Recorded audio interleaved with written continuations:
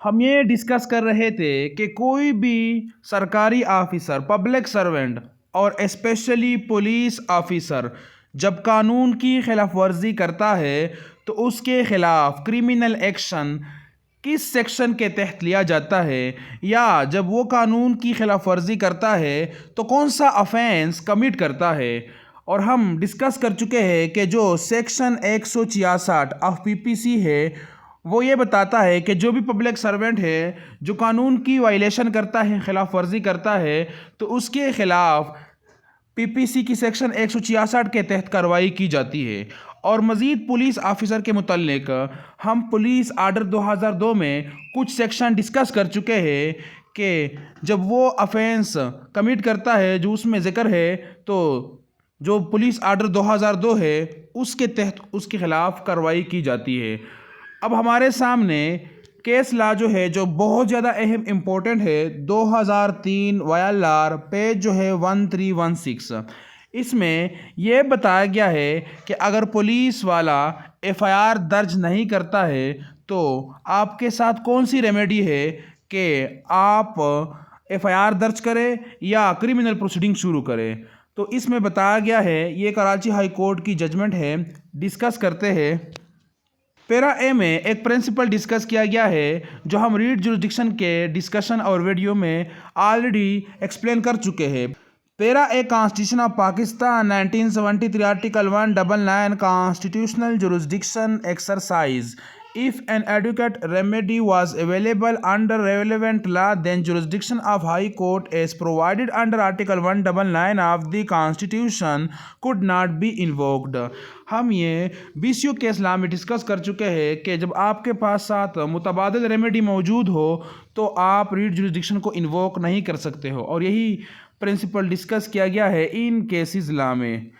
मज़ीद बताया गया है पैरा बी में क्रिमिनल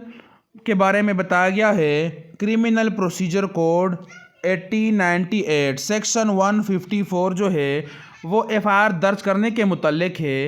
और सेक्शन 166 ऑफ पीपीसी जो है वो जब पुलिस वाला एफआईआर दर्ज नहीं करता है या जो भी पब्लिक सर्वेंट है कानून की वायलेशन करता है तो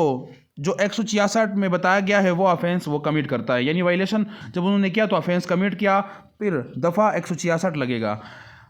अब सेक्शन 154 में क्या है, information to police in cognizable cases, यानी cognizable offence. Provisions of section 154 CRPC were mandatory in nature, which directed that the police officer should register FIR and such officer violated said direction, he would expose himself to prosecution under section 166 PPC. तो यहाँ पर यह बताया गया कि जब वो FIR दर्ज नहीं करता है, इनकारी हो जाता है, तो वो डायरेक्शन की वायलेशन करता है, यानी कानून की खिलाफ वर्जी करता है और अपने आप को पेश कर देता है फौजदारी कार्रवाई के लिए, यानी जो सेक्शन 166 है उसके तहत उसकी प्रोसिक्यूशन हो जाती है या शुरू की जा सकती है। यही प्रिंसिपल डिस्कस किया गया है PLD 2001 कराची हाई कोर्ट की जजमेंट है, पेज जो है 269।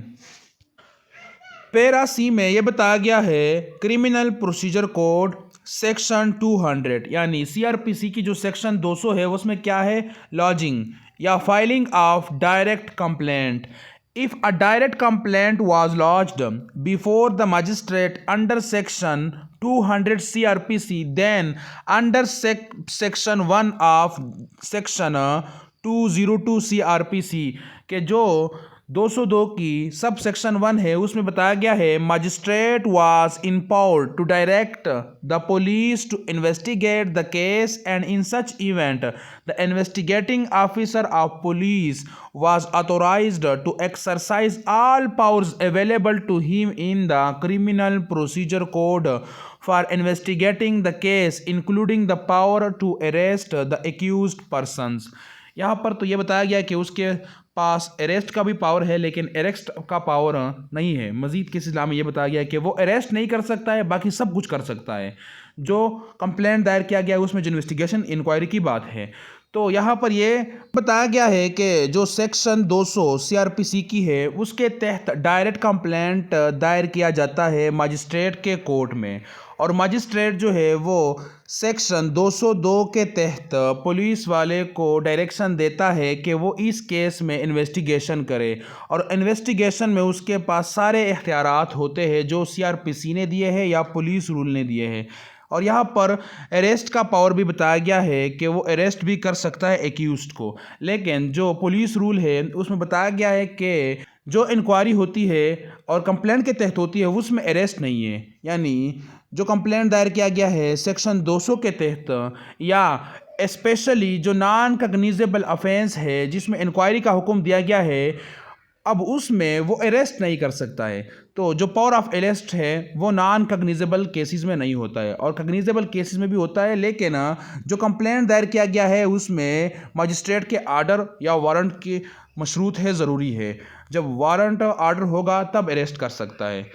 अब यहाँ पर यह बताया गया है कि पुलिस वाले को डायरेक्शन देता है कि वो इंक्वायरी करे या इन्वेस्टिगेशन करे। अब क्वेश्चन ये है कि जब वो फेल हो जाए, यानी वो इंक्वायरी सही ना करे या अपने वक्त में मुकम्मल ना करे, जो 14 दिन का टाइम है और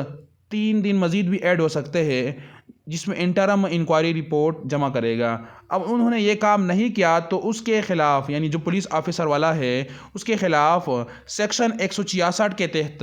कंप्लेंट दायर किया जाएगा, क्योंकि उन्होंने जुर्म कमिट किया है, अपने वक्त में इंक्वायरी मुकम्मल नहीं की है। लेकिन जब वो सफिशेंट ग्राउंड पेश करेगा तो वो कंप्लेंट खारिज किया जाएगा। और ज़रूरी है कि आप मौका दें, 2-3 डिले दे, उसके बाद कंप्लेंट दायर करें, डायरेक्ट दायर ना करें, क्योंकि रीज़न भी कुछ हो सकती है। इसके बाद है para D CrPC section 22A sub section 6 as amended by code of criminal procedure 3rd amendment ordinance of 2002 sessions जज as an ex officio justice of peace power to issue appropriate directions to police authorities after insertion of subsection 6 to section 22A CRPC. A session judge who was an ex officio justice of peace could issue appropriate directions to the police authorities concerned on the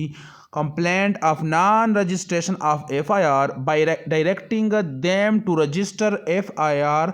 if cognizable offense was found to have been committed। इसमें यह बताया गया है कि section 22A की जो सब section 6 है उसमें जस्टिस ऑफ पीस जो सेशंस जजेस होते हैं उसके साथ या उसके पास पावर होते हैं कि जब कोई मुस्तईस या कंप्लेनेंट शिकायत दर्ज कर देता है कि यहाँ पर नॉन रजिस्ट्रेशन ऑफ FIR की बात है, पुलिस वाले FIR दर्ज नहीं कर रहे हैं, तो वो डायरेक्शन देता है पुलिस अथॉरिटीज़ को कि वो FIR दर्ज करे, लेकिन शर्त ये कि जो ऑफेंस है वो कॉग्निजेबल ऑफेंस हो, यानी काबिल दस्तअंदाज़ी पुलिस हो, जिसमें पुलिस वाले डायरेक्ट हाथ डाल सकते हैं, बंदे को अरेस्ट कर सकते हैं या FIR दर्ज कर सकते हैं। पैरा ई इसमें यह बताया गया है कि section 22A sub section 6 154 and 156 sub section 3 and 200 ये 4 रेमेडीज़ है। जब जुर्म कमिट होता है तो इन 4 रेमेडीज़ को इन्वोक किया जा सकता है। अब refusal of police to register FIR, जो पहली रेमेडी है वो 154 है, 154 के FIR दर्ज किया जाए, पुलिस वाले ऑफिसर के पास जाया जाए और वहाँ इन्फॉर्मेशन दी जाए कि FIR दर्ज किया जाए, ऑफेंस कमिट हुआ है। इसके बाद remedy, if police would refuse to register FIR, then aggrieved party would have adequate remedy either by approaching sessions judge who was ex officio justice of peace for exercise of powers under section 22A CRPC, or by approaching the magistrate for exercise of power under section 156 sub section 3 CRPC। ये 2 remedies वो है जिसमें magistrate या session जज जो है वो direction देगा कि पुलिस वाले जो है वो FIR दर्ज करें। 22A सब सेक्शन 6 CRPC में एक ऑफिशियो जस्टिस ऑफ पीस या सेशन जज जो है वो डायरेक्शन देगा पुलिस वाले को कि FIR दर्ज करे। और जो मजिस्ट्रेट है उसके पास जो पावर है वो सेक्शन 156(3) उसके तहत वो ऑर्डर देगा कि एफआईआर दर्ज किया जाए। और जो थर्ड रेमेडी है वो ये है, or by filing a direct या private complaint under section 200 CRPC। Police वाले को निकाल दिया जाए, बस डायरेक्ट आप कंप्लेंट दर्ज करें मजिस्ट्रेट के सामने, फिर वो एक्शन लेगा और जब सफिशेंट ग्राउंड होगा तो वो वारंट बेलेबल या नॉन बेलेबल या समन इशू करेगा और जो एक्यूज्ड है उसको बुलाएगा। और जब सफिशेंट ग्राउंड नहीं होंगे तो उसमें इन्वेस्टिगेशन का हुक्म जारी किया जा सकता है कि इन्वेस्टिगेशन इंक्वायरी हो जाए। तो यहाँ पर रेमेडीज़ बताए गए हैं कि जब अफेंस कमिट हो जाए तो क्या कर देना चाहिए। तो 154 के तहत पुलिस वाले के पास जाना चाहिए कि एफआईआर दर्ज करे। जब वो दर्ज ना करे तो 22A को एक्टिवेट कर देना चाहिए, या 156(3) को। जब ये दोनों फेल हो जाए तो 200 के तहत एफआईआर दर्ज किया जाए और डायरेक्ट प्रोसिक्यूशन या प्रोसीडिंग शुरू की जाए। यानी जो रीट जुरिडिक्शन है 199 आर्टिकल जो है कॉन्स्टिट्यूशन का, उसको इन्वोक नहीं कर देना चाहिए क्योंकि अल्टरनेट रेमेडी मौजूद है। और उसमें भी इतना फ़ायदा नहीं है कि जब पुलिस वाले इनकारी हो जाए, वो इन्वेस्टिगेशन ही नहीं कर रहे, तो फिर आपने एफआईआर दर्ज करने पर ज़िद क्यों करना है। आप डायरेक्ट कंप्लेंट दर्ज करें, उसमें वही आपको रिजल्ट आएगा, मिलेगा जो आप चाहते हो।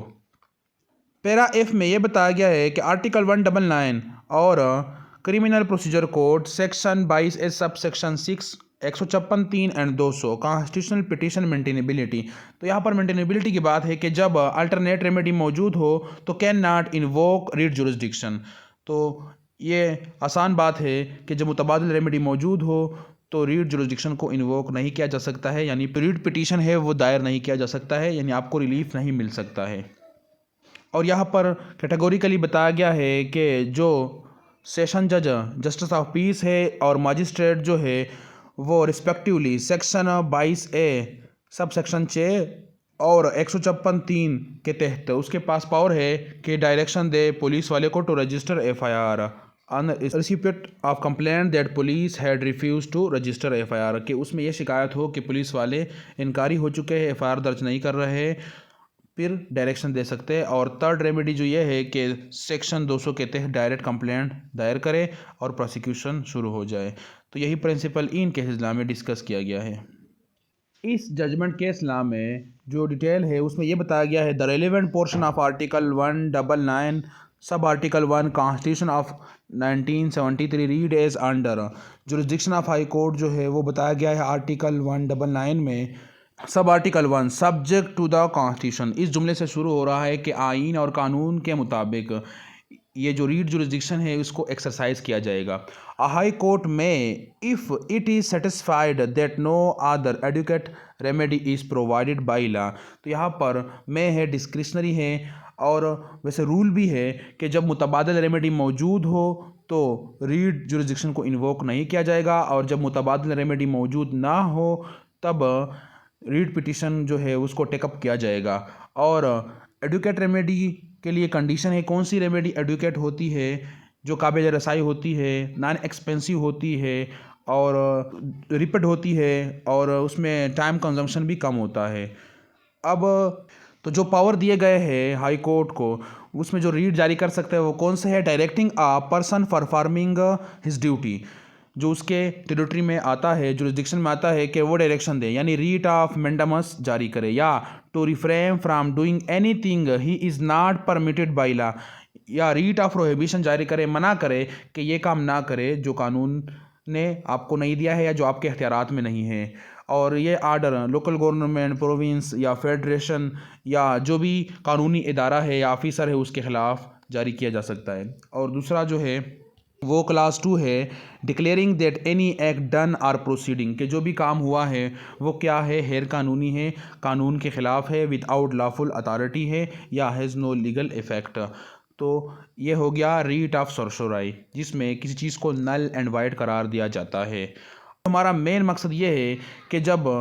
एडुकेट रेमेडी मौजूद हो, प्रोवाइड बाई लॉ हो, तो writ jurisdiction can not be invoked. और यही प्रिंसिपल डिस्कस किया गया है PLD 1994 supreme court of Pakistan की जजमेंट है, पेज जो है 104, उसके पेज 114 यानी 114 में बताया गया है।